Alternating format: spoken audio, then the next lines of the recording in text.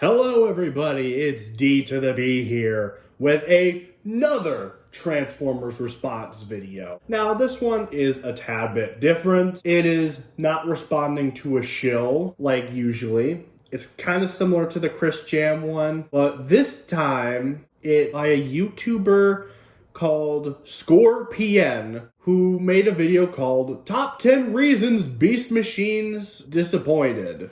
Now, a not well-known fact about me is I used to buy into the narrative that Beast Machines was absolutely terrible because I heard from a bunch of YouTubers at the time that the show was absolutely awful. I refused to watch it for a long time because of how bad I've heard it was. Until high school, where I decided during my free time, because we had that back in the day in high school, before a certain disease came in. But continuing on, I eventually checked out Beast Machines during my free time, and I'm like, oh my gosh, this show is actually not that bad. And I watched both seasons to completion. I'm like, this is I actually enjoy this series. And I think it is a decent continuation of Beast Wars. And one of these days, I do want to make a defense video for Beast Machine, because I think it is an extremely overhated show. Do I think it's a great continuation of Beast Wars? Absolutely not. But for what it is, it's not terrible. Now, the show definitely has its flaws. I'm not disagreeing with that. Like, the designs are horrible. Some characterizations could be better, even though I think the characterizations make sense to an extent, and I'll get into why. But why don't we start with this video? Hello everyone, welcome to my channel where we talk about the things we love like gaming, shows, and anime. Are you talking about Beast Machines then? Remember the 90s? Remember those awesome shows we all grew up with like Digimon, Power Rangers before it was given a Disney and then a Nickelodeon? Or what about Beast Wars? Remember those awful sequels like Beast Machines that ruined everything good about Beast Wars? Well, Beast Machines I've already watched, and I am okay with it. So I like to see you try to convince me to hate Beast Machines. Answer, he doesn't come up with good answers. Well, that's what this video is all about. A piece of robot crap known as Beast Machines. Trying to continue the story of Beast Wars without using any of the elements that made us love the show from the start. Here I will show you 10 reasons why the show failed and why you shouldn't bother watching it ever. Let's begin. Well, Beast Machines I've already watched, and I am okay with it. So I like to see you try to convince me to hate Beast Machines. Answer, he doesn't come up with good answers. Number 10, the enemies. In Beast Wars we had two groups, the Maximals and Predacons. Each character has their own animal transformation. The Predacons get the best ones. Most of them have dinosaur forms, making them look more threatening. But what do the enemies look like? There are only 4 dinosaurs in the Predacon. It's mostly insects when it comes to the Predacons of the majority. Insects and arachnids. The only Predacons who are dinosaurs are Megatron, Pterosaur, and Dinobot before he flipped being a Maximal, and also Transmetal 2 Dinobot. So it's not full of dinosaurs, it's mostly full of insects and arachnids. So yeah, you got your info wrong, buddy. Watch Beast Wars again. Like here, there are 3 types: jets, tanks, and motorcycles. Wow. That sure as hell seems more threatening than a fucking T-Rex, a Raptor, a Scorpion mixed with a Cobra, or Megatron's final form, the Red Dragon. This guy doesn't understand the threat of, like, military-type vehicles. Which is funny, because that was, like, the whole point of a lot of the characters in G1. Like, do you know how frightening a tank is, dude? Yeah, if there was, like, a real jet and tank coming towards you, yeah, your butt is running. What do you mean? I mean, I guess the Beast Formers were cool, but they're not as threatening as a jet and a tank. Especially, I mean, maybe motorcycles you have a decent point. Motorcycles aren't really that threatening when it comes to military strategy. But tanks and jets? I think you need to go back to school, buddy. Sure, here there are multiple amounts of enemies, but they all get taken down with one hit. There is no challenge to taking these guys down. In Beast Wars, they had to plan out their attack against each other, and here it's just a bunch of weak-ass armies searching for the Maximals and getting their asses kicked whenever they find them. Number 9. No new transformations. Transformations seem to be the best way of improving characters, and Beast Wars sure as hell proved it. In Beast Machines, you got these horrible-looking designs, and yeah. Dude, that was like a nothing point. Like, I get it. It wasn't technically transformation. It was more morphing. But, I mean, it is interesting. Even if it's not transformation. Number 8. The music. You take that back. The music in Beast Machines is awesome. The music from the show Beast Machines was not too bad.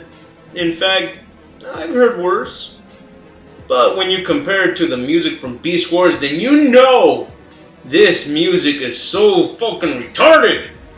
How do you go from kick-ass blood-pumping rock music to the Jetsons robot maid's favorite music? Okay. Like, I agree, the rock theme in Beast Wars is awesome, but this soundtrack is pretty good itself. I mean, it's better than Cyberworld's intro. Number 7. Character development.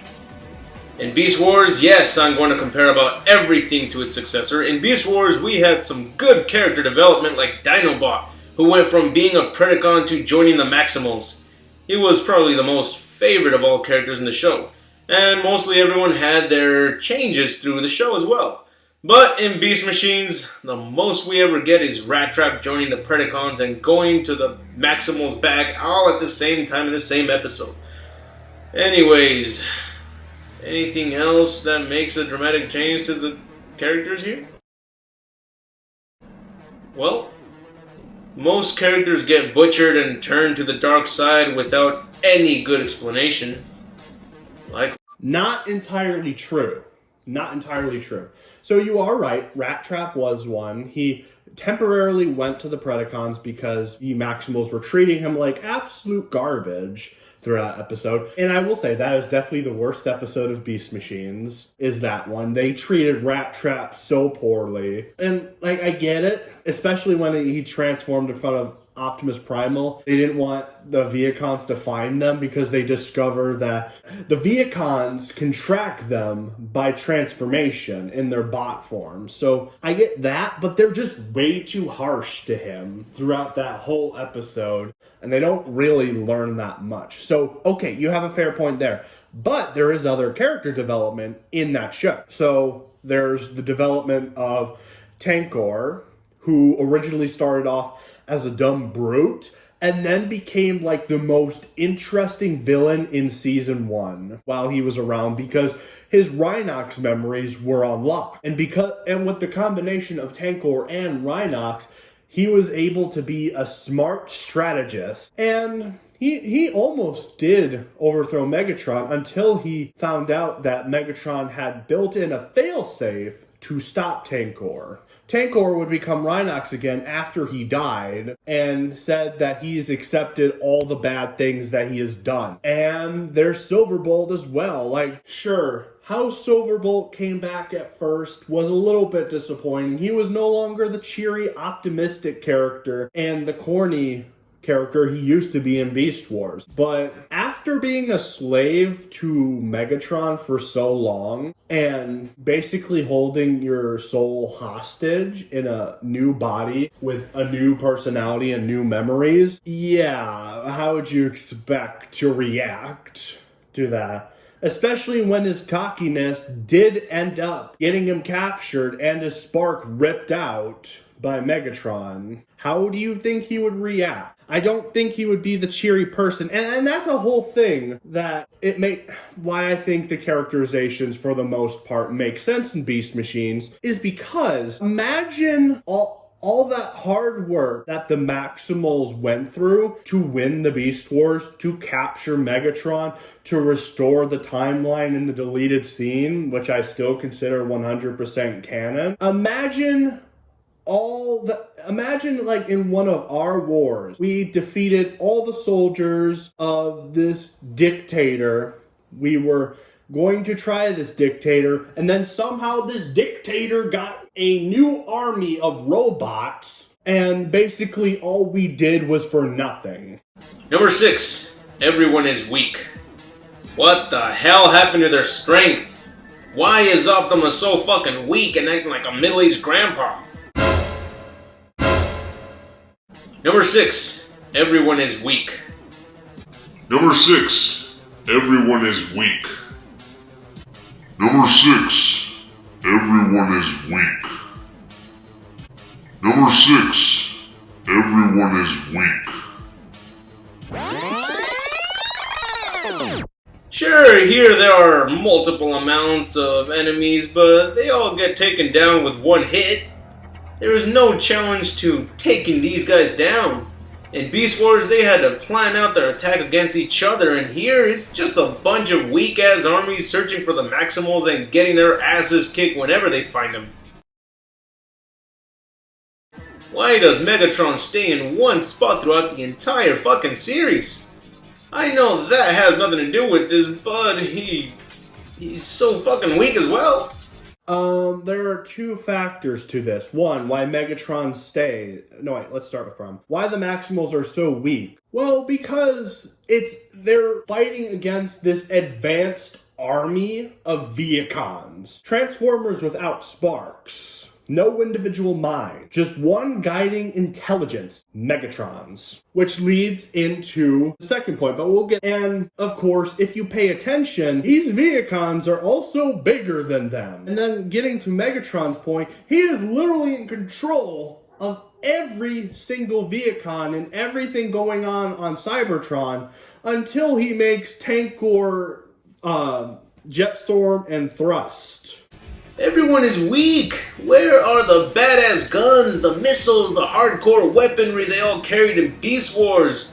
Why are they left with airbending bullshit attacks? What the fuck happened while they were on their way to Cybertron? Number 5, the action. Okay, so I've been going through the entire series and I noticed that one main thing was missing in this crap hole. The action.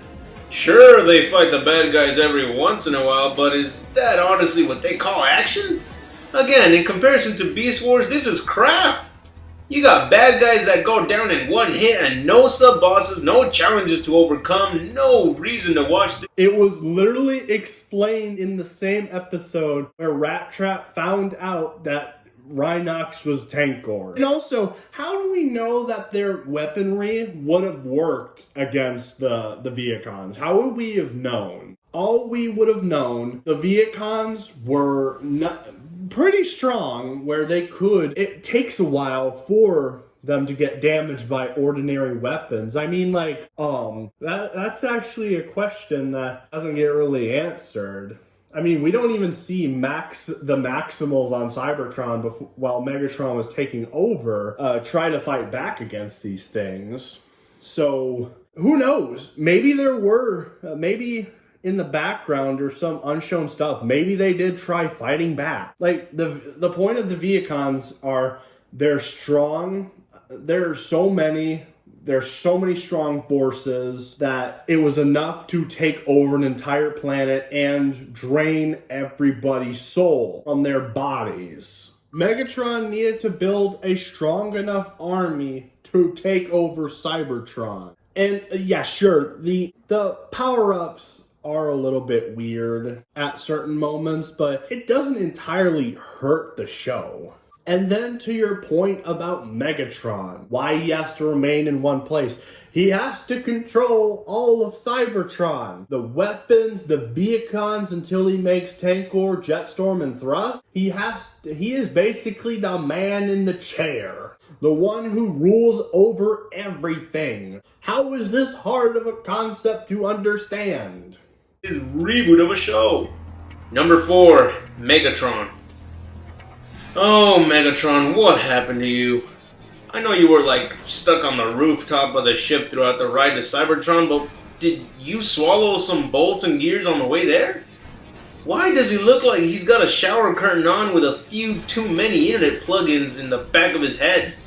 I feel so bad for this guy. He's supposed to be the most threatening villain in the show, and here I'm thinking I should lend him my Wi-Fi modem to remove those wires and possibly give him my shower curtain because it looks nice and bright. But hey, it's not all that bad. I mean, he still turns into his red dragon transformation, even though it looks like fucking roadkill went through a car wash. As I explained earlier, he is the hive mind of Cybertron. He is the one in control. That's why he's hooked to a bunch of wires, is because he can control everything on Cybertron, especially we see in a bunch of episodes where we see when Megatron has a malfunction or goes into beast mode out of nowhere, that the Vehicons start having technical issues because Megatron is their single guiding intelligence. How many times do I have to say this for you to understand? And also, Megatron's look looks awesome. It was so awesome that the animated creators considered basing Megatron's look in Season 4 based off Beast Machine's Megatron. It's a cool look. And also, it's not a shower curtain. If you actually pay attention, I noticed this while starting to rewatch the series for the 3rd time. Megatron's cloak is his dragon wings, which was a nice detail I'm surprised I never noticed. And the reason Megatron doesn't look entirely the same is because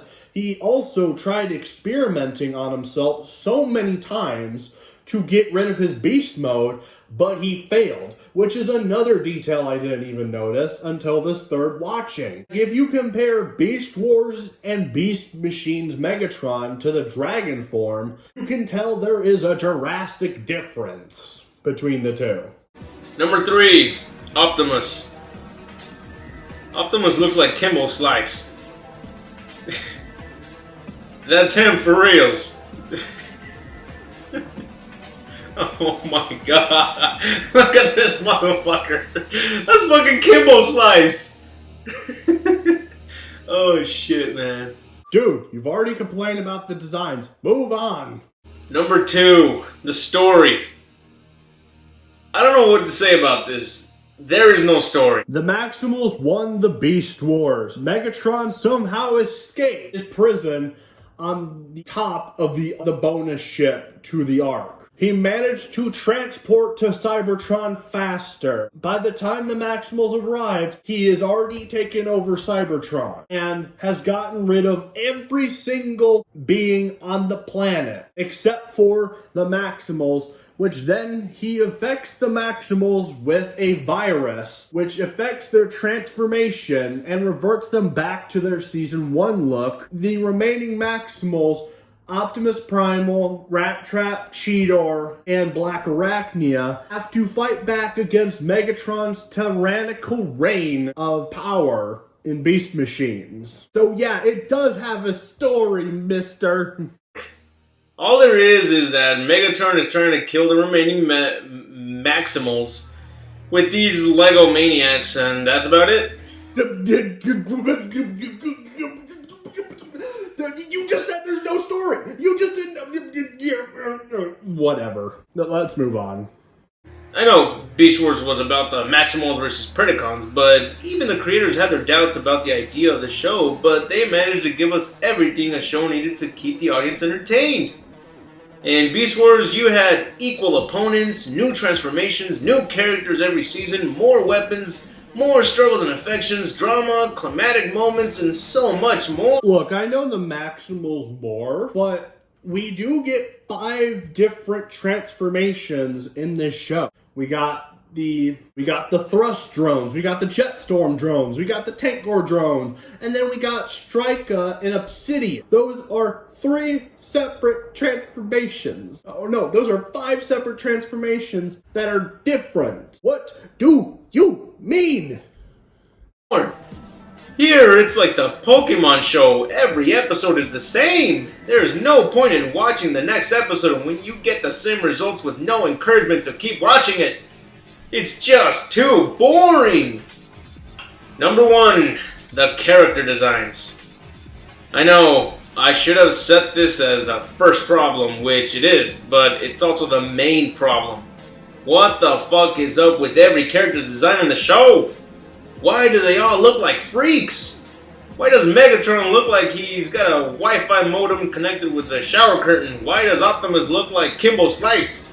Why is Cheetor the only okay-looking character and apparently the only strong character? Oh yeah, thanks for reminding me. Cheetor also had a character arc in this show. He literally developed into the hit appeal character to a second-in-command for Optimus Primal, especially when Optimus Primal was not thinking clearly or where Optimus Primal was out of commission. Thank you for reminding me about that. And also, I do agree. A lot of the Maximal designs are pretty bad. I 100% agree. Now, the only ones I don't think that look terrible are Black Arachnia, Cheetor, and I've grown on Optimus Primal a little bit. Especially since a friend did bring up a good point that it wasn't his Transmetal design. Oh gosh. And as I said earlier, Megatron looks awesome in the show. He has so many cool looks. The only one where it's kind of questionable is his final look in the show, where he just takes Optimus Primal's optimal body. Character. Why does Silverbolt look like Jafar? Why does Rattrap look like... Rattrap looks like a Chuck E. Cheese reject. What the... Oh God. Oh, dear God, that's fucking horrible. This looks like the scariest thing I've ever seen. Let's switch the image. Switch the image! Okay, so let's talk about some of these characters. Let's look at Night Scream. Yeah.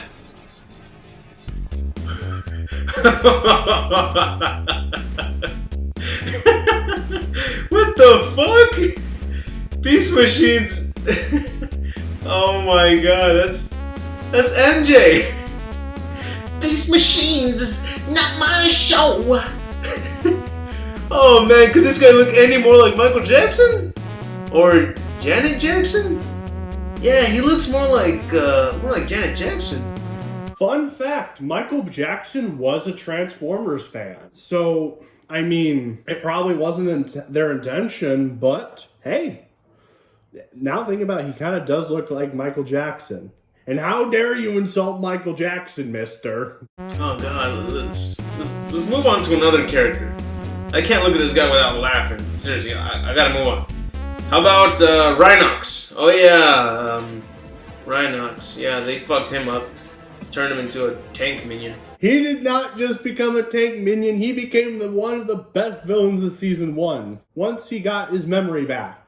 Because it was basically that one episode of Beast Wars where Rhinox became a bad guy all over again. That interesting concept stretched out through multiple episodes. It was awesome, and you can't deny that. Trapped. Abandoned. Oh! This is Megatron's doing, but I can help you. Stay away from me.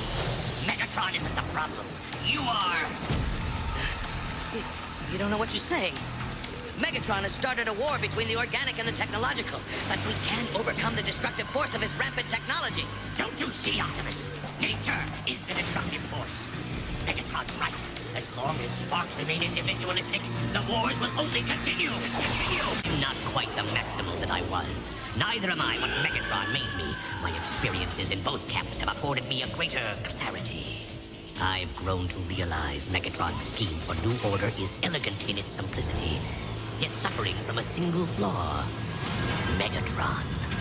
Cybertron requires a leader uncontaminated by a beast mode. Someone like me.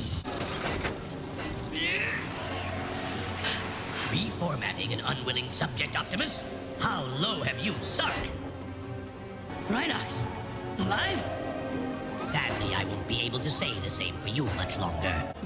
Looks nothing different to every other tank. Let's look at Black Arachnia. Damn, girlfriend! Nice hips. She looks like Melina from Mortal Kombat had sex with an Egyptian spider. Nah, more like a mix between Princess Bala and a fucking spider. I don't know, this thing is creepy. Is that what the designers were going for? Moving on.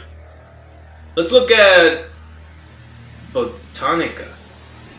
Hey, it's that blue opera Martian from the Fifth Element. What? What are you talking about? Yeah, that's all I got. Okay, so I don't want to look at Rat Trap, okay? That thing scares the living shit out of me. But how about we look at his rat form instead? Oh dear God, that's not a nice looking rat. That rat is inside out. No wonder he was fucking pissed when he saw what he looked like. Even the own fucking character complained about his looks. No, it's a techno-organic rat. And also, both haters and people who like beast machines can admit the best part of the Maximals is their beast forms. Jeez, what the hell happened to this show? Why did they have to give us something we never asked for? Actually, the better question is this. Why are there still people out there that defend this show? What the hell does anyone see in this? What is it? I mean, is it the graphics? I asked myself the same question for Earthspark and Cyberworld. But unlike those two abominations, Beast Machines actually has a decent story. Now, yes, animation is not great. Well, actually, no, character models aren't great. The animation quality, though, is a step up from Beast Wars. Like, it looks, ignoring the models of the Maximals, it looks way prettier than Beast Wars. As much as I love Beast Wars, Beast Machines and animation quality looks way better. Because I guarantee you that you will love the graphics in Beast Wars. And if you like what they call action in this show, your balls will drop when you see what the action scenes look like in Beast Wars. If you like the robot transformations, look no further look far away from Beast Machines. And take a look at these sweet designs for every single character of Beast Wars. I have literally seen Beast Wars before. What do you mean? I literally watched Beast Wars first, and then found out about Beast Machines later, and then watched it, and still thought it was a decent show. Yes, Beast Wars had some good action, and Beast Machines has decent action, in my opinion. Does it get a bit boring a little bit? Yes, but that doesn't hurt the show, dude. I still think there are plenty of good action scenes in Beast Machines, like the final battle between Megatron and Optimus Primal. That fight was pretty good and a nice send-off to the entirety of the Beast Wars era. You will not be disappointed. Well, if you weren't disappointed with Beast Machines, then I'm pretty sure Beast Wars will blow your minds. So, that's all I gotta say. Now, it's your turn, Beast Machine lover boys. Give me all the hate you got. Done. I've roasted you to oblivion with this. This video was awful. This video could have actually changed people's minds on Beast Machines, but this guy, you can tell, either repeated his arguments, he also didn't have confidence in what he was saying. He had a lot of points that contradicted other points. This video is terrible. This guy did not think his video through. Honestly, he should have cut 2 of the designs are awful and just made it a top 10 8 instead. No, he should have just made it a top 8 Beast Machine's disappointed video instead of a top 10 because he clearly doesn't know how to think of ones that, two other ones that aren't just repeats of things he's already said. Oh boy. But again, one of these days, I'll defend Beast Machines in my own review, explain why it is an underrated gem, and I still consider it canon to the G1 universe. And if you don't like Beast Machines, if it's not your cup of tea, that's fine. You can hate Beast Machines. For the most part, I can understand why some people don't like Beast Machines, even though I think arguments like it's dark is stupid. I do understand a lot of other points. You can not like or like whatever you want. Unless you're an Earthspark fan, then you are banned from this channel. But with that out of the way, always criticize and rise up.